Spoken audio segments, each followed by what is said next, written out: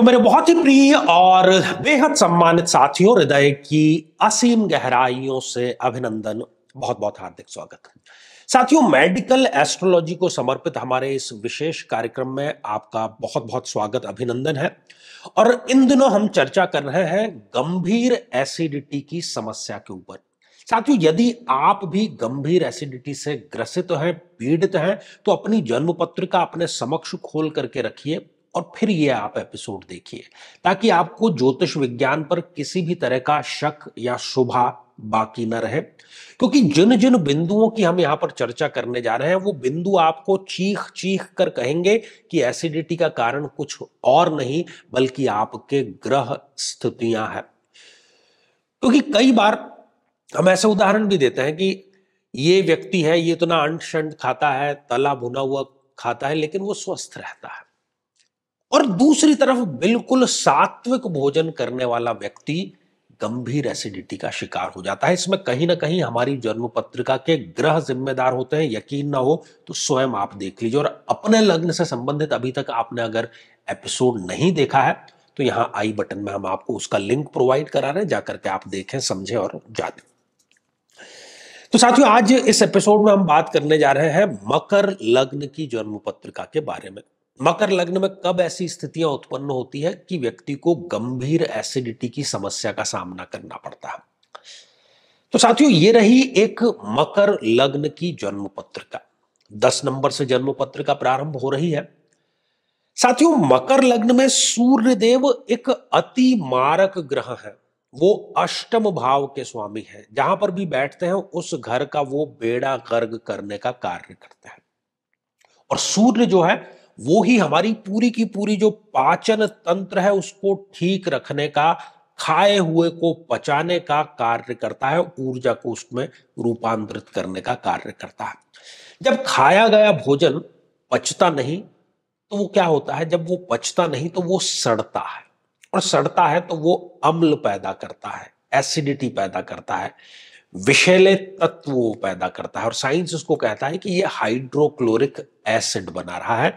और ये साधारण सा, मामूली सा, सामान्य सा दिखने वाला जो हाइड्रोक्लोरिक एसिड है, जिसको हम गैस कहते हैं, ये ही आगे चल करके कैंसर और दूसरे जो लाइलाज बीमारियां, आप जो भी नाम लो, उसके कहीं ना कहीं अंत में आप देखेंगे कि बीज इस गैस ने ही बोया है।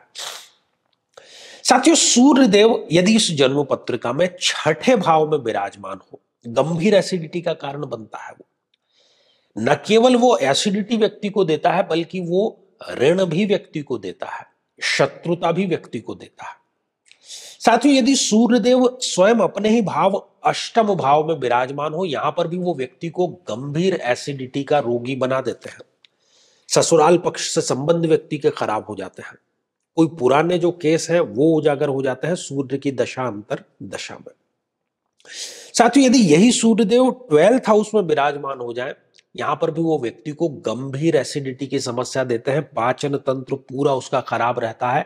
हमेशा वो पेट को लेकर के परेशान ही दिखेगा आपको। और खर्चे उसके खासतौर पर हॉस्पिटल के, डॉक्टर के पेटे इतने होंगे कि वो ये सोचने को मजबूर हो जाएगा कि क्या मैं डॉक्टर्स के लिए ही कमा रहा हूं? कमाना है, हॉस्पिटल में जमा करना, बस यही कार्य उसका रह जाता है।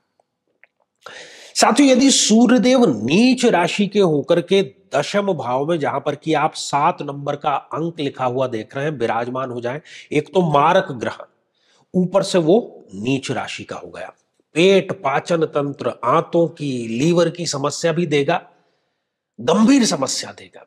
और साथ ही वो कोई ना कोई झूठा आरोप भी इनके ऊपर लगा देगा। लोगों को इनको लेकर के गलतफहमी बहुत जल्दी हो जाती है। साथियों, जन्म पत्रिका में कहीं पर भी यदि सूर्यदेव राहु के या केतु के या शनि के, ये तीनों पर पाप ग्रह है, इनके साथ में यदि युति करके विराजमान है, तब भी व्यक्ति को गंभीर एसिडिटी की समस्या होती है। और व्यक्ति की संगत ही गलत हो जाती है। उसको लोग ही ऐसे मिलेंगे कि अभी ठीक हुआ, लेकिन फिर शराब का, किसी नशे का, गलत चीजों का सेवन किया और फिर पुनः वो व्यक्ति अपने पेट को लेकर के चिंतित रह जाता है। साथियों, यदि सूर्यदेव सप्तम भाव में विराजमान हो जाए, शादी में तो वो डीले करेंगे ही करेंगे, दाम्पत्य जीवन को भी खराब करने का कार्य करेंगे। और बोनस में क्या, जिसकी हम चर्चा कर रहे हैं, गंभीरतम एसिडिटी की समस्या वो व्यक्ति को देता है। साथ ही इसके अतिरिक्त तो और भी स्थिति है। यदि जन्म पत्रिका में कहीं पर भी सूर्यदेव और चंद्रमा इन दोनों की युति है, किसी एक ही भाव में सूर्य और चंद्रमा दोनों साथ में बैठे हुए हैं, एसिडिटी तो होगी ही होगी। साथ ही व्यक्ति मानसिक रूप से प्रताड़ित रहता है, ओवर थिंक करता है, तनाव में रहता है, हर किसी पर शक करता है, नेगेटिव विचार उसके रहते हैं। स्त्री पुरुषों दोनों पर लागू है। इसके अतिरिक्त साथियों सूर्य और गुरु गुरु भी इस जन्म पत्रिका में एक अति मारक ग्रह है। अब दो मारक ग्रह जब साथ में, सोचिए क्या रिजल्ट देंगे। वो लीवर से संबंधित, पैंक्रियाज से संबंधित, आंतों से संबंधित, अपच से संबंधित सारी समस्याएं इस व्यक्ति को वो देंगे। और जो मोटापा है वो इसको वो बोनस में अवश्य दे देंगे। तो ये सारी की सारी समस्याएं हैं। कुंडली आपने खोल करके एपिसोड देखा है, आप स्वयं इस बात का निर्णय करें। ये निर्णय मैंने आपके ऊपर छोड़ा है, कमेंट में जरूर बताइएगा। साथियों अब एपिसोड आपने देख लिया, कारण आपको पता लग गया। अब इसका करना क्या रहा। जिस किसी भी ग्रह की वजह से यह समस्या है, उसके अभिमंत्रित जल का नियमित रूप से यदि सेवन किया जाए तो ही मात्र इसका इलाज संभव है। जो समस्या कुंडली में है उसका निदान आप बाहर ढूंढेंगे, नहीं मिलेगा आपको। स्वस्थ जीवन शैली अपनाना चाहिए, सभी को पता है। आज हम सोशल मीडिया खोल करके बैठते हैं, सबको सब चीजें पता है, फिर करते क्यों नहीं? क्योंकि वो ग्रह आपको करने नहीं देते। तो साथियों श्रृंखला ये हमारी आगे भी जारी रहेगी।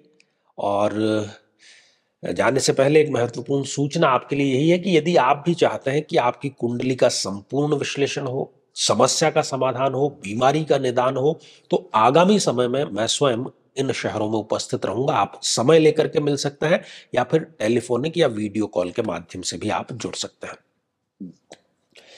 तो साथियों आज के लिए केवल इतना ही, और इसी मंगल कामना के साथ में कि आप सभी स्वस्थ, समृद्ध और शांतिपूर्वक जीवन व्यतीत करें। नमस्कार।